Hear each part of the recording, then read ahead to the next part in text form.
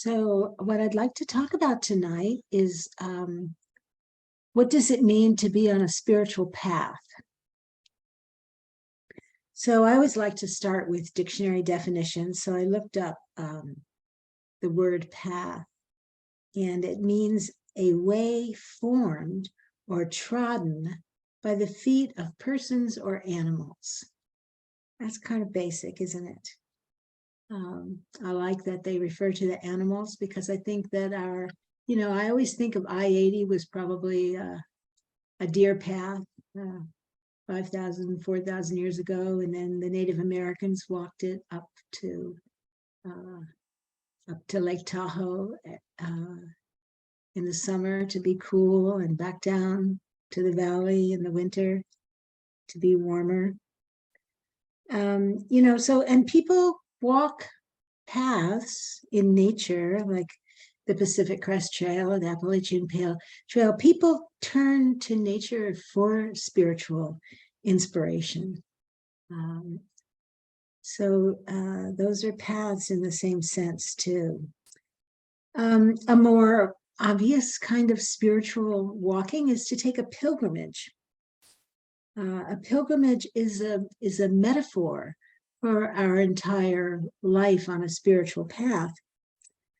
Some years ago, a member of our larger group, Mountain Stream, John Mallon, who since passed away, he walked the Camino of Santiago de Compostela, which is a pilgrimage that many people have done for 1,000 years across the north of Spain. It used to start in Paris. Today, people usually start in the Pyrenees and the Basque Country. And you walk across the entire north of Spain to a city called Santiago. And Santiago is Spanish. It's Saint Iago. Iago is James, or Diego, or Iago means James in Spanish. So Saint James the Great, it was one of Jesus's 12 apostles. I think he was the brother of John the Baptist. And he apparently came to Spain, made his way to Spain. He's the patron saint of Spain. So this pilgrimage is just, people on all different kinds of spiritual paths go on this pilgrimage and walk it. So I always thought that was very interesting, and I'd love to, just maybe spend a day on that path or something like that. I think I'm too old to walk the whole thing now. But another famous pilgrimage that all English majors know about is the one that Chaucer describes in the Canterbury Tales. So he wrote that in about 1400, and it's he talks about each pilgrim, and they have a storytelling contest, and so he tells the stories of each pilgrim, and I think it's kind of worth reading, worth looking at. It's one of the hallmarks of English literature. In Buddhism, the famous pilgrimage is called the Footsteps of the Buddha.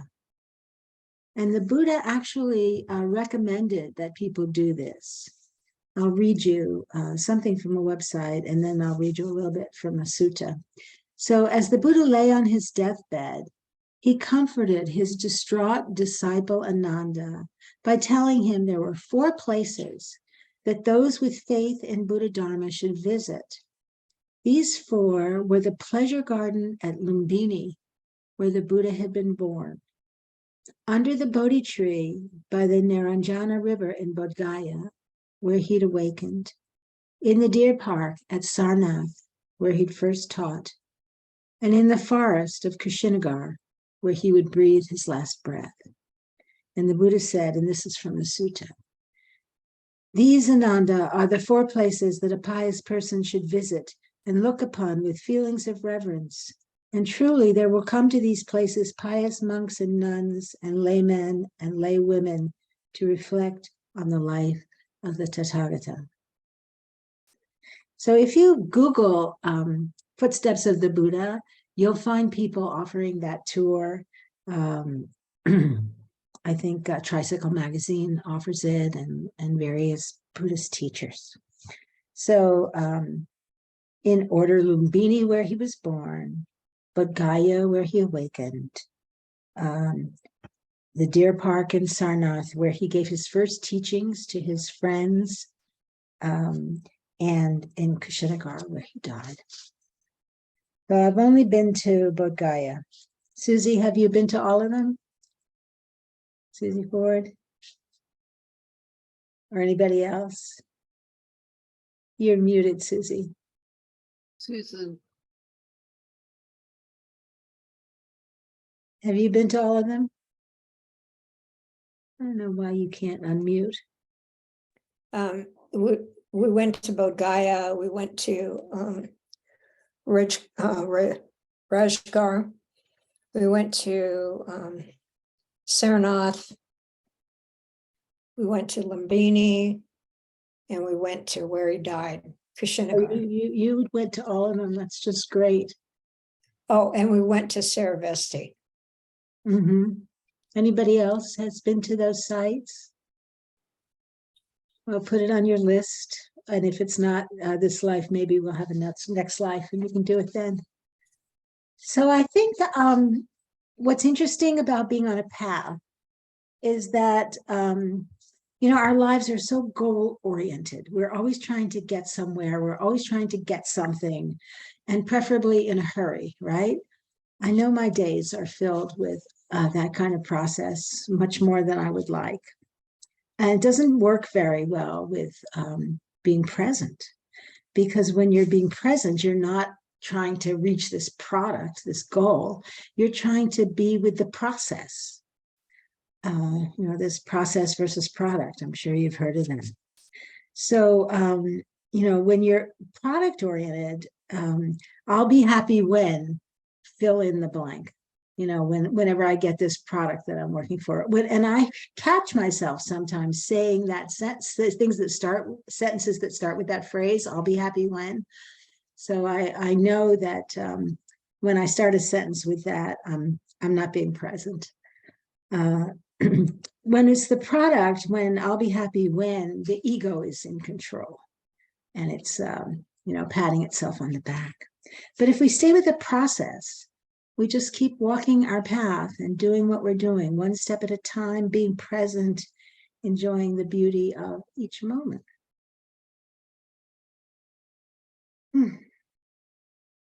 So a path is created by the people who've walked it before us, or maybe even the deer who have walked it before us. And by extension, it can become a way of life, a way of conduct, a way of thought. It can be an adventure or a mystery. And it's never the same path. It keeps changing. So a path can be the search for the meaning of life. I took an astronomy course a few years ago at UC Davis because I love the subject, the stars, the universe, the big picture. And my astronomy book in the introduction said, astronomy is the subject of who are we? Where did we come from? And where are we going? I just love that. I never forgot it. And the primary metaphor for the Buddhist practice is a path, the Eightfold Path. So we are walking this path to try to reduce suffering and promote more happiness in ourselves and others. So how come some people are on a spiritual path and some people aren't? I think that's so interesting. Some people just seem to have a certain curiosity inside. They have a seeker within due to whatever the causes and conditions are. I don't know if it's from a previous life or family or genetic makeup. We don't really know. But some people want to explore the spirit. Gurdjieff, the great Russian spiritual teacher, said some people have a magnetic center. That's what he called it. I thought that was a pretty great phrase. And spiritual quests, some people don't have a magnetic center. And spiritual quests do not make sense to some people. And that's just the way the world is. And it's not that anybody's better than anybody else. It's just different. But if you didn't have that curiosity, you probably wouldn't be here in this room. Some people are launched on a spiritual path by an initial experience, something that seems beyond everyday normal awareness, this powerful key moment that some people have. An example is the Buddha, who at age 9 had an amazing experience under the rose apple tree, where he felt great peace and happiness. And he always hearkened back to that moment. I had a kind of experience like that when I was 5 years old. And I've just finished writing my 3rd book, and it just got accepted for publication. So I'm very excited. And it's an autobiography, which is a little scary, because when you write a book, I'm always like, my previous books was like, I hope I'm a good writer. But now it's like, I hope I'm a good writer, but I also hope I've been a good human, because I'm putting it all out there for everyone to see. So this is the first chapter of my book. I tell about this experience. I was in 1st grade at primary school in Augusta, Georgia. And it was the playground. It was recess time. And there was this girl in our class named Marilyn Cloud. I loved her name. I thought, oh, I want to be Marilyn Cloud. I love that name so much. And she was so pretty, and she had beautiful clothes, and I didn't know her very well. But one day out on the playground, she marched over to me with kind of a predatory look in her eye. And she had 5 or 6 girls who followed her around everywhere. And she kind of attacked me. She started making derogatory remarks about my clothes being old and torn. We were kind of poor when I was young some of the time. She was very mean to me. And finally she left, thank God. And I just went over and cried for a while. But I had this realization after that experience that I never wanted to hurt anybody the way she had hurt me. And that I was not going to be mean like that ever. And it was just kind of a vow that I took, that I was going to be friendly to people and not be mean to people. And, I've never forgotten that moment. And I think it was one of those key moments for me. So that was chapter 1 of my book. But somebody new. We'll see who this is. We know this person.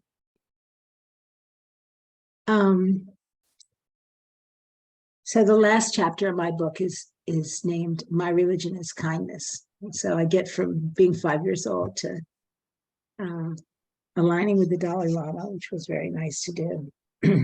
Hey, So, Mary Helen, yeah. excuse me for interrupting. I understand your experience. This is Marie, and Hi, Marie. hi. I remember having similar experiences at a young age, and it's, maybe that's what creates this path. Karmically, here we are together. Yeah, I think for many people, it's a key experience. And what I was going to do when I get to the end is hopefully leave some time for you guys to share if any of you did have such a key experience and tell us about it. So would you like to do that later, Marie? And sometimes people don't want to talk about it too specifically, but that would be great if you do. No, thank you. I was relating, and I was thinking, interesting how, maybe that's what brings us all on this path, not wanting to harm. Oh, you mean that part? Yes. Yes, I see what you're saying. Mm-hmm. I think that's like a key thing of that magnetic center, isn't it? Because it's not really ego driven. It's not really goal oriented. So, the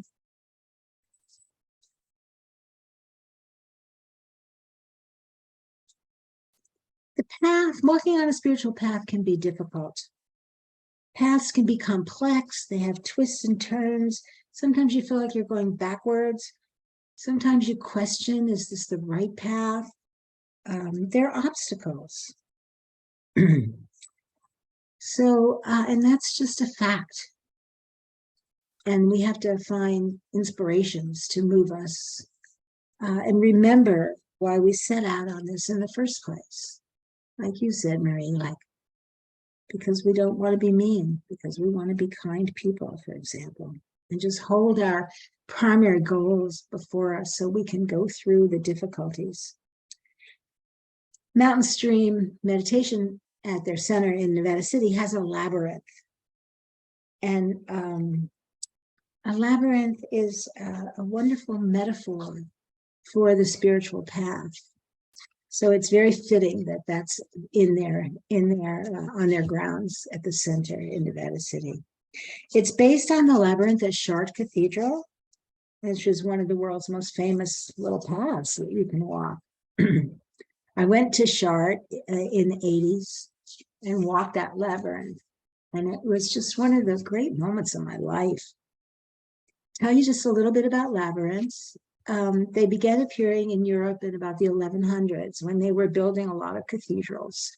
Chartres was built in around 1200, and there were many labyrinths, but Chartres is the only one remaining. A lot of the cathedrals were damaged in wars, and Chartres the only labyrinth left in those cathedrals. It's 42 feet wide, and it has 11 concentric circles. And when you're walking it, I mean, it's really, there's another age-old metaphor for the spiritual path.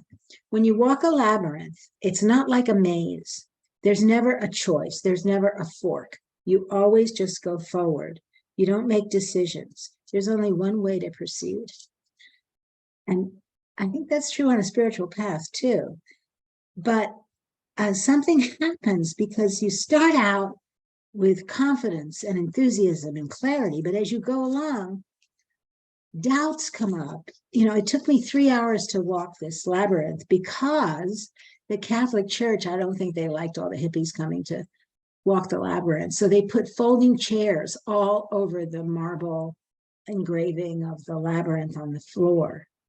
And so I was with this woman who's a dancer, and we came, you know, all the way from Philadelphia. We were not going to be stopped. So she walked up to the first chair, she picked it up, she swung it out, took a step forward and put it down behind her. And she walked the whole labyrinth that way, and I got right behind her and did the same thing. So it took us 3 hours because every step we had to move a chair. And it's a long labyrinth. The same labyrinth is at the Mercy Center here in Auburn, out in the back, if you want to walk it, and the one at Mountain Stream. So, but what happens as you go along, you start to have doubts. You start to think, well, this is taking a long time. Maybe, you know, this is kind of dumb. Maybe I don't need to do this. I should probably go, you know, shopping or clean the kitchen or something. Your mind starts to wander. And then you wonder if you've accidentally turned around, if you're going backwards, and you wonder if you're going to come out the entrance where you went in, and you get it's just what happens on the spiritual path. Is this the right path? Am I doing it right? We have these doubts and questions as we go along, and wonder upon wonders, suddenly I took the last 3 steps without warning. I was in the center, and it was just a beautiful moment that I'll never forget, because I had walked the labyrinth. I felt like there was this flood of light and happiness, and I looked up into the beautiful ceiling of the cathedral. So I haven't achieved the parallel enlightenment in life, but I have a little taste of it from that. So sometimes we can feel lost and unsure, and it's inescapable. We have to remember that it's part of it when the going gets tough. It doesn't mean that we're walking the wrong way. It just means that we have doubts. And we all experience unskillful states, and they're all based on fear. I mean, fear is a really important part of our makeup, you know. It keeps us from danger. If there's a bear in the woods and we're afraid, we're going to take steps to save our lives. If there's a car coming at us and we're afraid, you know, it's going to save us. So fear is important for our survival. But in life and on spiritual path, fear gets triggered by dangers that aren't real. We imagine. And so it manifests itself as the body trying to tighten up and have armor and resist. It manifests a mental and emotional, negative mind states, irritation, anger, hate. And fear can make us feel very separate, separate from our community.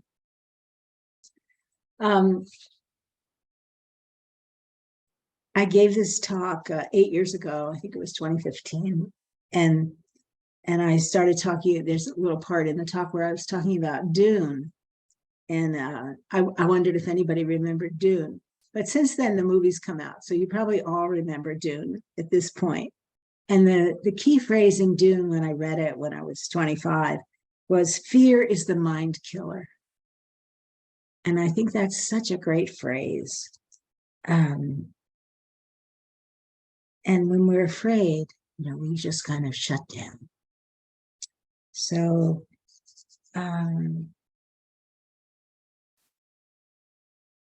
we're afraid sometimes. We just are. It's being a human. We're afraid of suffering. The minute you're born, you've signed on for old age, sickness, and death, if you're lucky, right? So that's if all goes well, but we don't want to face it. We walk around. I've heard somebody said that the most amazing thing on the planet is the fact that all humans are going to die, but all humans walk around every day pretending that they're immortal. And we do, don't we? We don't think about the fact that our time is limited. And I think it was Carlos Castaneda said, keep death on your shoulder, because it helps us to appreciate the impermanence of our life and to not take it for granted. The Buddha talked about the second arrow and how, I'll just take death that we're talking about. That's the first arrow. It's pain inherent in knowing that we'll die. But our reaction to it, our fear, adds this second arrow, this second layer of suffering over the top of it. Why me? Why now? Why does it have to be this way? And these are questions that feed the fear and produce more suffering on top of the natural suffering. Fear of death, the first arrow, and then the second arrow, we suffer more. So just one more path I want to mention is the Eightfold Path. The practice of Buddhism is, the Buddha called it a path. And I guess the last thing I want to talk about is those that have gone before us on the path. So the Buddha was 2,600 years ago, and we have people practicing Buddhism for 2,600 years. And in a way, they're part of our community, aren't they? We're connected to all of them. They trod this path.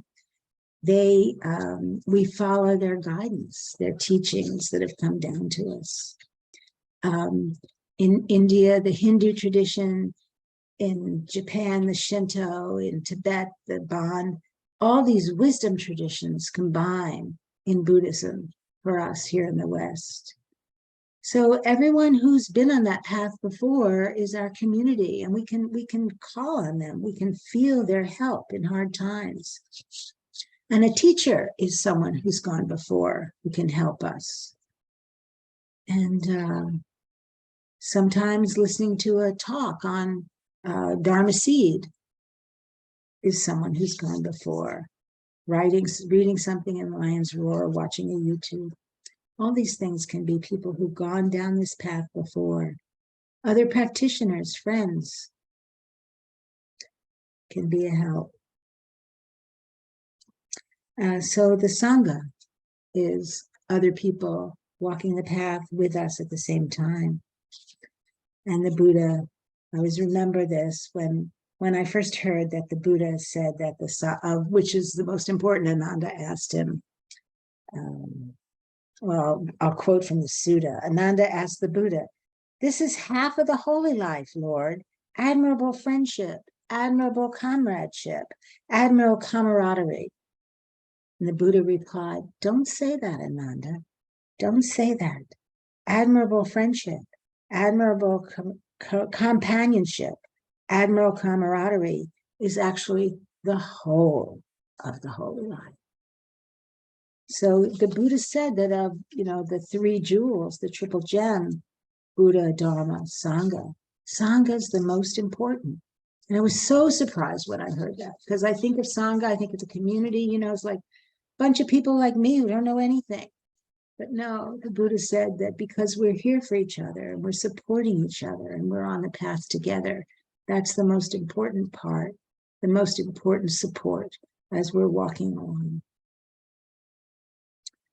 So being kind, inspiring each other. And as we progress along our spiritual path, we are becoming those who've gone before, for those who come after us. So we give back. We help those who come after us. This is a very great privilege and a wonderful way to be generous. I don't know why I have this quote here, but I do. Love says we are everything. Wisdom says we are nothing. Between the two, my life flows. So yeah, we have a nice half hour to share and discuss. I'd love to hear anything you have to say on the subject or on any subject.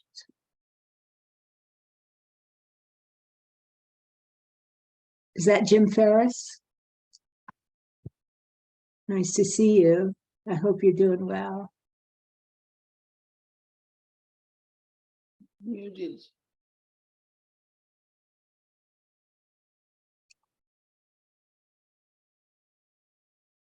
You want to say hi, unmute yourself, Jim. Can you hear me? Yeah, hi. Hi, it's great to see you. It's been a while since I've been able to tune in, but I got my daughter-in-law to tune it in on my iPad, so it's perfect. That's great. just great. It's great to see you. It's been a while, and we're all thinking of you. You're one of the founders of this group. Thank you, Mary Helen. Thank you very much. But it's good to be here, and I won't interrupt you further. I'm enjoying the talk as always. Go right ahead. Great, Thank you. Jim. Thanks. Welcome.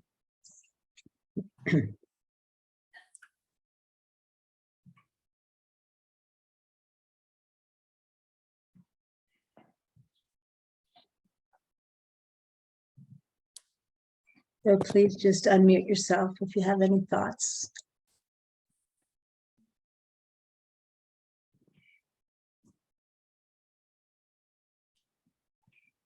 I was gonna say that, yeah, I don't know if I don't know if ill will towards ourselves with what Marie was talking about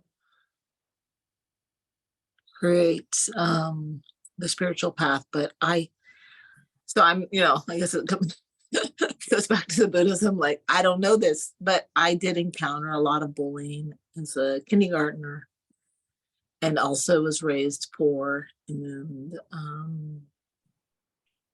so, yeah, I remember one time in 8th grade, I stuck up for somebody in the chess club and that was getting bullied. And it was so interesting. He actually attacked me so he could side with them.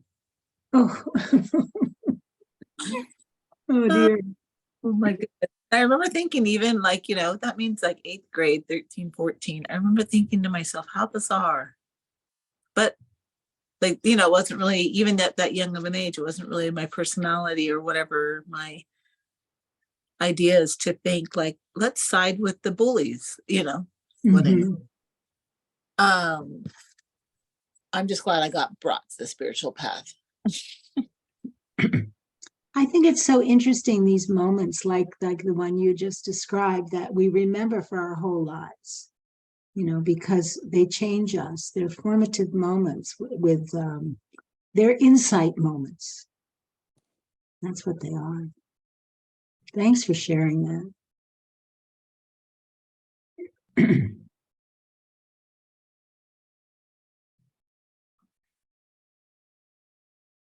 Hi, Mary Helen. It's Marie again. Yeah, great. And just piggybacking on that again, I was intrigued when you brought that up, because as soon as you said that, how that moment, what that moment did for you, and it tapped into that. I really think those moments, because there was bullying in my own family. I'm the youngest of 8 kids, Mm, and so there was bullying within my family, being the youngest. And then I was told, by over the years, that I would tend to pick up the kids from the playground and take them to the nurse, or take home strays. I was known for, I guess, because I think that those experiences definitely form you early on, that I didn't want to harm. And instead, I felt early on protective of the underdogs, mhm, and I think, and it is interesting. I just was, when you brought that up, was like, wow, it's interesting. If it was different circumstances, would we be completely different people? But maybe that is what brings us onto this path, was those formative years, realizing what harm does and not wanting to, mhm. you know? Yeah, yeah. Little kids know the difference, don't they? Mm. That's an, we all know what kindness is and what uh, unkindness is from the get-go, don't we? Babies know. I kind of missed the actual topic because I was trying to make my daughter dinner. So would you just slowly, you don't have to go into your whole story. I Sure. most of it. Well, my topic was, what does it mean to be on a spiritual path? So I tried to talk about paths, how it's a metaphor for walking in the woods or whatever, but that we walk on this kind of path of life. And if it's a spiritual path, we're looking for understanding of, and I like the questions that were in my astronomy book. Who are we? Where did we come from? Where are we going? And we may not get 2-word answers to those questions, but we're kind of looking at what are we about? What are human beings about? And that's kind of we want to understand. We want to understand the truth, and then this feeling of love and kindness and metta, caring for one another. That becomes like kind of a center of it, and because when we put aside all of our busy work and wanting to be a success and the product behavior where we want to get stuff, and just look at the process, just be in the moment, we become who we really are, which is kind. Our natural state is to be kind and friendly. It's only when the ego takes over with the competitiveness and everything that we act differently. So being on a path is just kind of this idea of being present in the moment and just appreciating the beauty of each step along the way. That was kind of my topic. Is that helpful? Yeah. Good. Feel free to add anything, anybody who has thoughts about what else that I might have should have said there.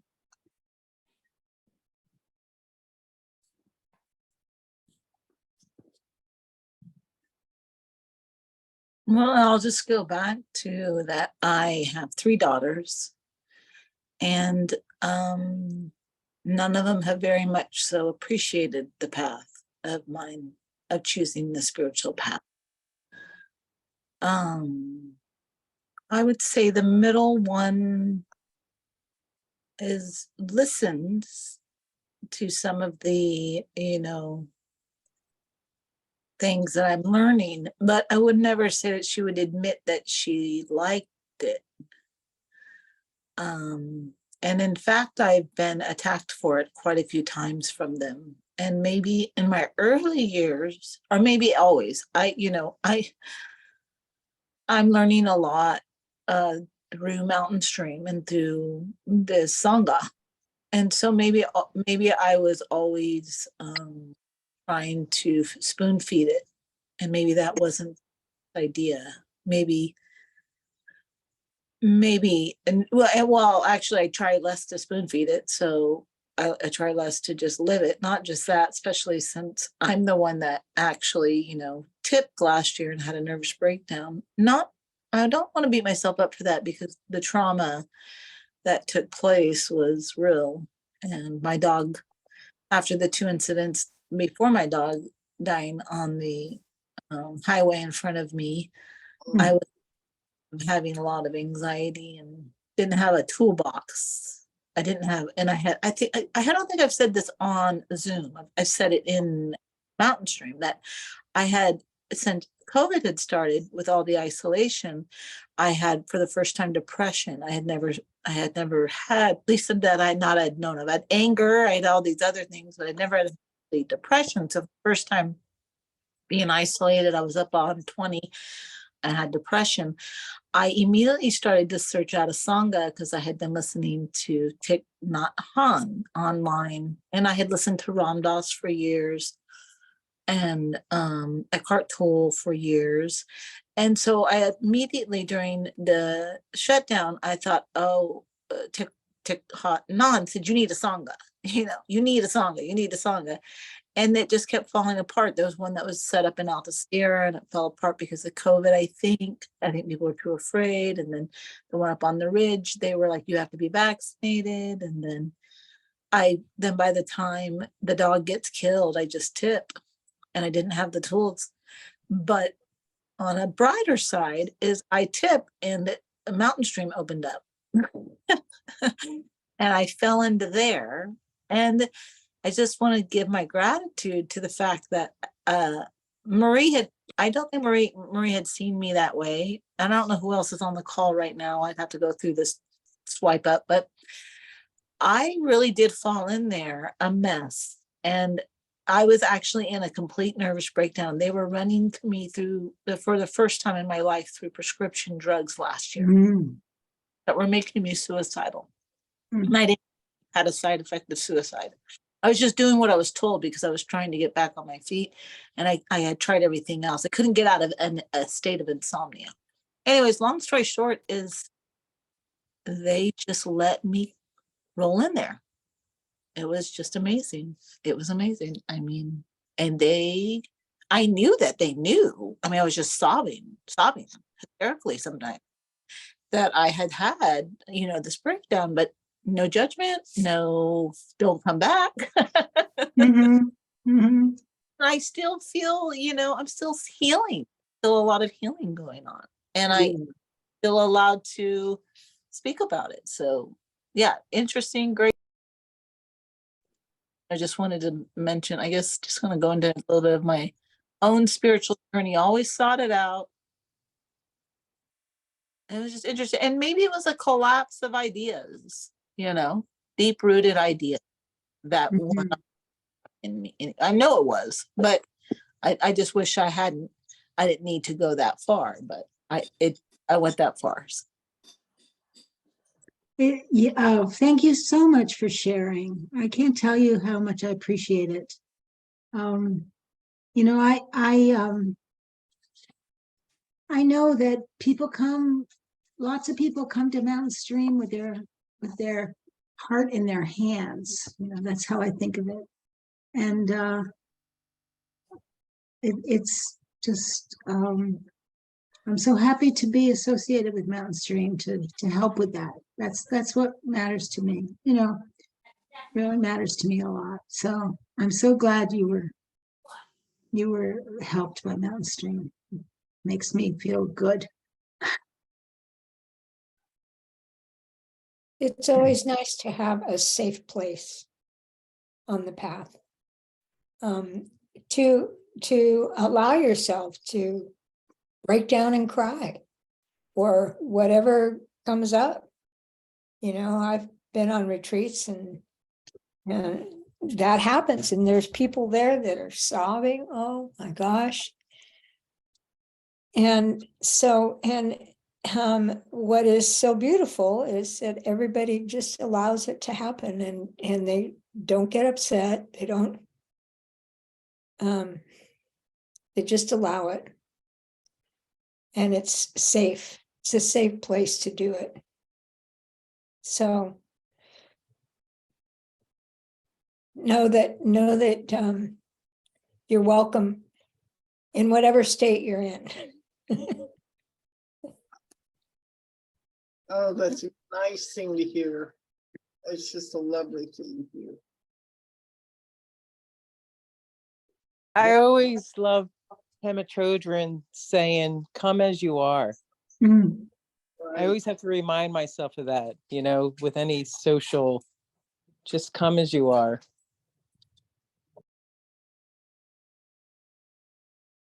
Great. Great phrase. I love that too. Mary Helen, can I ask you something about your new book release, the Yeah. autobiography? Yeah. Does it feel like you just submitted your diary to the public? Yes, it sure does. Oh my God. I didn't, I always kind of wanted to write my life story. I had, I had a lot of divorces in my parents. I never went to a school for more than a year. I was very poor, living in the projects on welfare, and then living in the highest per capita income community in the United States with the other half of my family, back and forth, like rich girl, poor girl. I had so many interesting experiences, and I always thought that I should write it. And now that I've done it, it's I'm a little nervous. I didn't expect that. Congratulations. Thank you. I didn't expect to feel nervous. I'll probably feel better once it's out there and 20 people have read it and nobody is yelling at me or anything.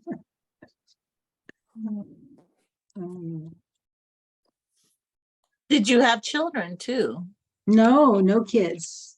Wasn't something that life ever offered. Just the circumstance, it just didn't happen. You were married, but no children.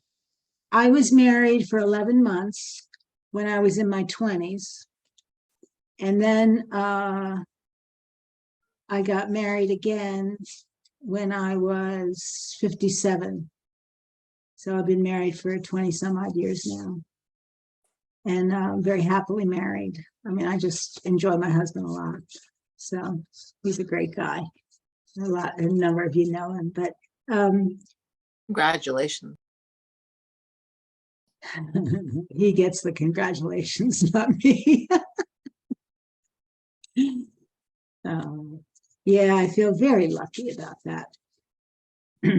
But I had such a screwed up childhood that I don't think children would have been a good thing for me.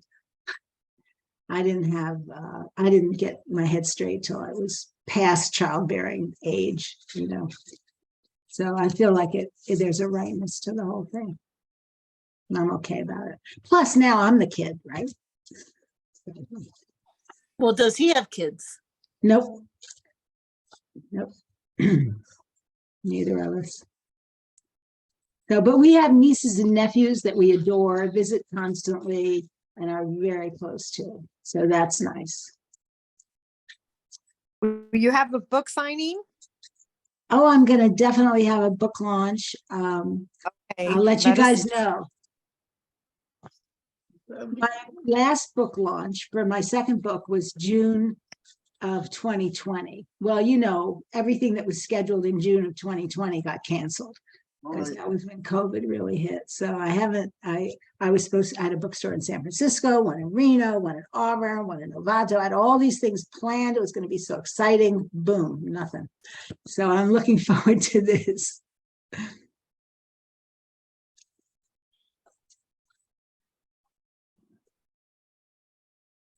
How are we doing? We're doing good.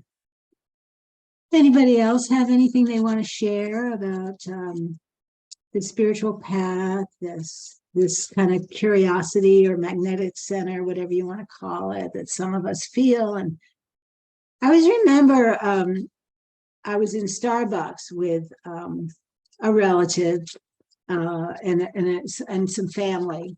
And this one relative said, and she said it really loud. I was going on retreat, and I was going on a 10-day silent retreat. And she said, real loud, and everybody in Starbucks kind of stopped and turned around. She said, "Why would anybody want to not talk for 10 days?"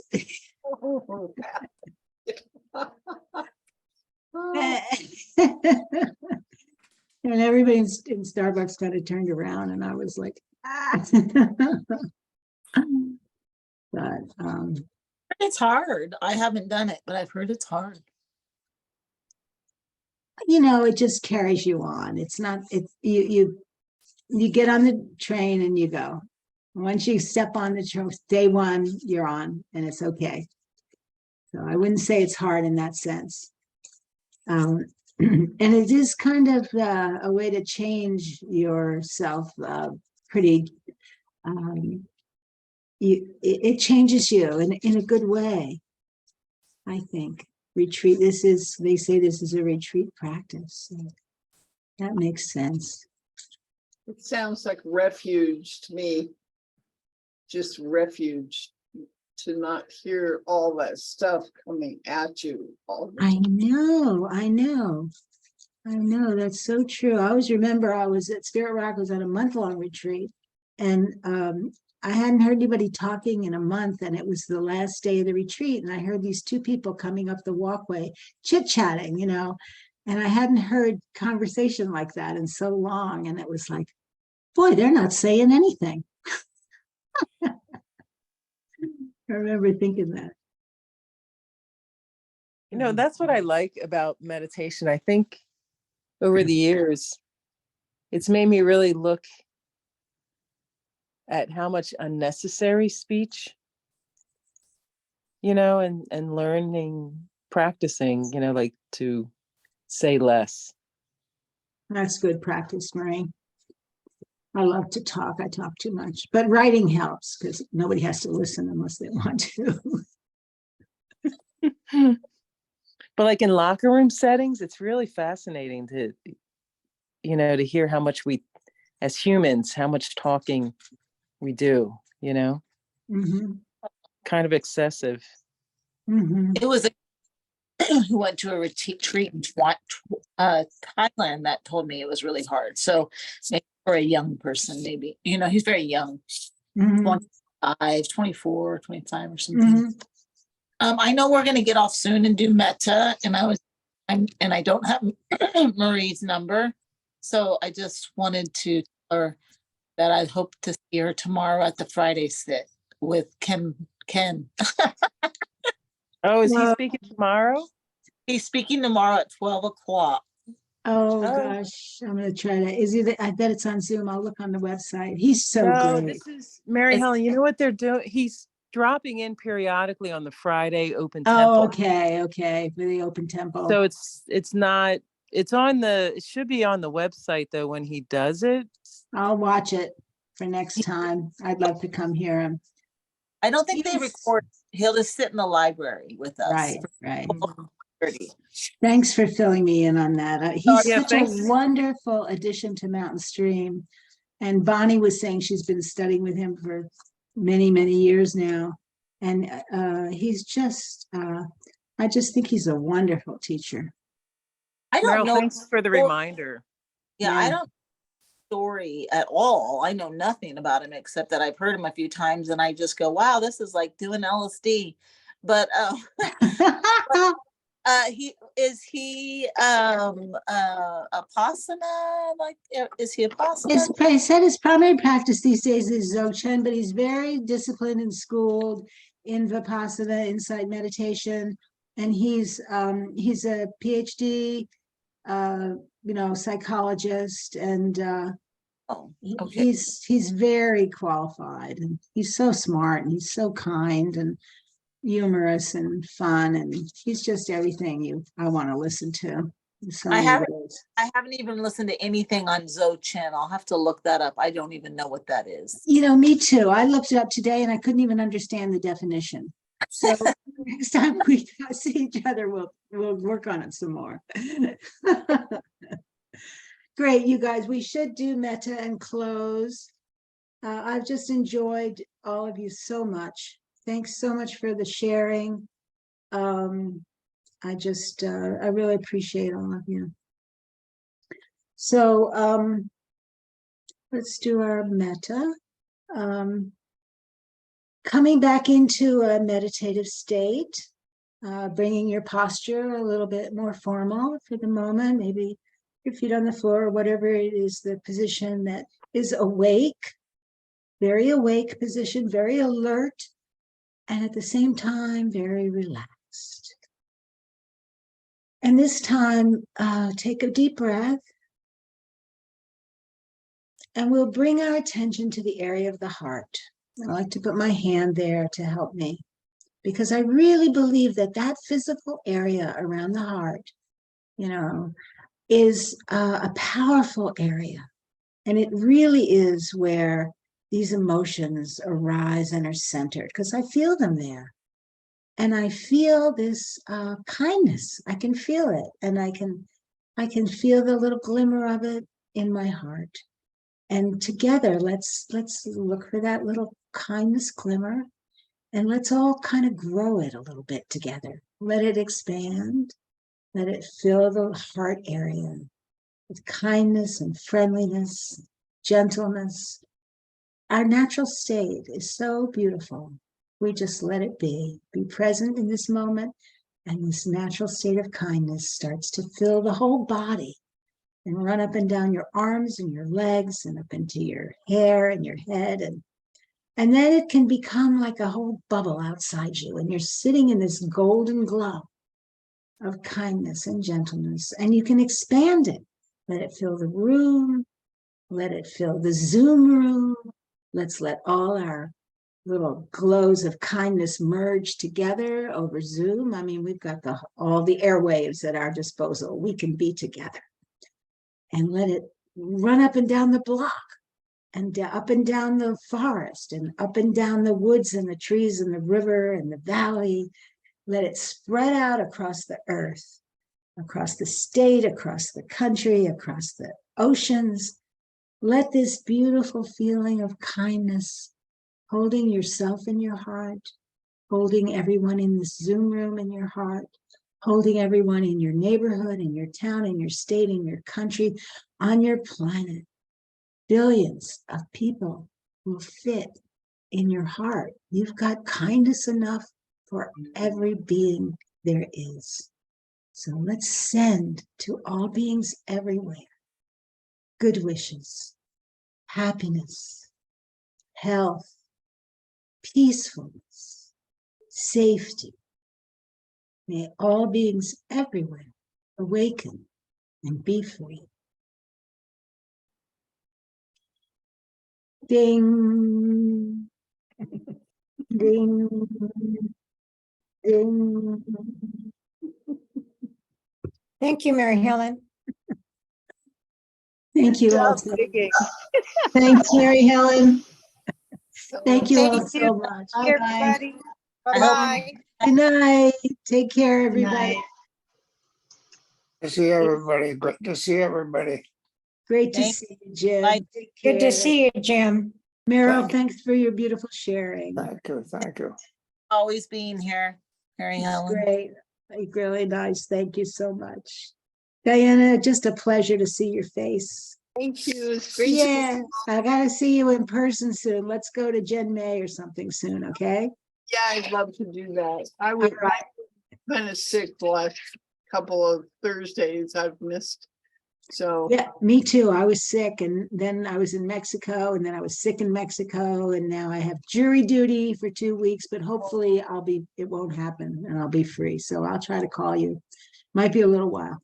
that'd be great. Well, Okay. Good night, everybody. I'm gonna shut down.